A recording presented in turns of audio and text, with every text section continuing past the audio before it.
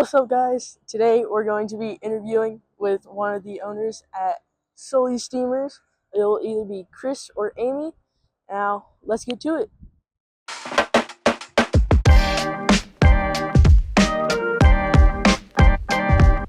So, you want to go ahead and introduce yourself for us? Yeah, sure.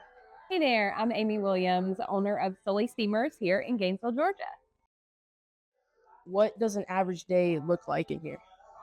An average day for us, we start our mornings pretty early at 6 a.m. because we open at 7. So we come in early to prep everything, make sure that it's ready for the day. We serve breakfast all day long. So we have to have plenty of our lunch and breakfast items. We have plenty of pre-prepped and freshly sliced meats every single day. So we want to make sure that we don't run out of that. And we bake cookies, 2 dozen cookies every single morning, first thing. So they are always fresh made every morning. What decided to get you into the food industry and specifically open up a bagel restaurant? Well, to be honest with you, our story is a little bit different.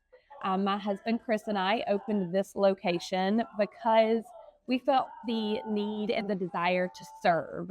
So you will see our Ultimate Steamer logo. Check that out before you leave. That is good people, good food, community, a servant's heart, and a lot of napkins. That pretty well sums it up for us. We don't just want to serve our customers, that is priority on a day to day operations basis, but we also want to serve our community, serve as leadership inside these four walls for our employees and watch them develop and grow. And then also outreach outside of these four walls into the community and serve as a whole in the community everywhere that we possibly can. So, having a true servant's heart is where it originated from our perspective because we've never been in the food industry before. So God has just led us to something new and something great. And we're really excited about it and enjoy it. Employees, do you set goals for them to reach? Yes, we do. So we have state of the art apps. We've got 3 different apps that we use, including Expand Share, which keeps everyone in track of where they need to be for their training. We make sure that everyone is cross trained on every position that we have. So we have our customer facing positions, which is lobby and point of sale. Those people need to be able to explain our menu because we'll get into that a little bit later, Connor, but our menu is pretty extensive. So I'll make some recommendations for you. We love being able to really open up people's minds about different types of sandwiches and that we're not just a bagel shop, but we're a sandwich shop and not just typical sandwiches, but breakfast sandwiches, unique sandwiches, the works.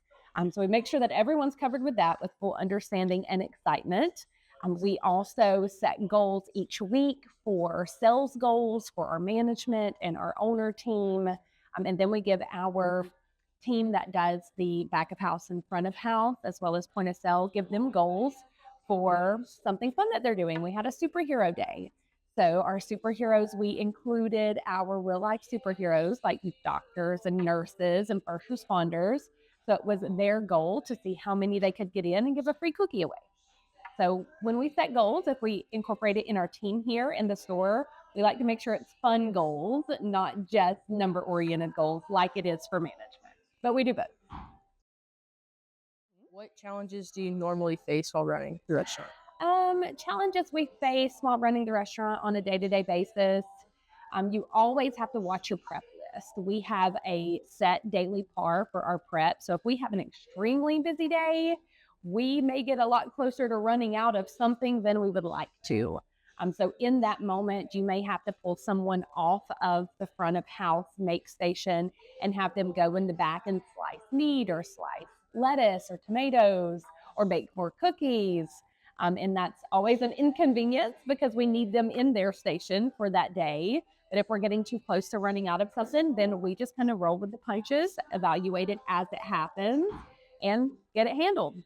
But typically, we don't run out of stuff because we have a great team, and our shift leads and management make sure to keep a check on that 3 times a day to try our best to prevent it. But when you have a wonderful, busy day, it is something that you have to be careful with getting close to that line on. What advice would you give to someone looking to open up their own restaurant?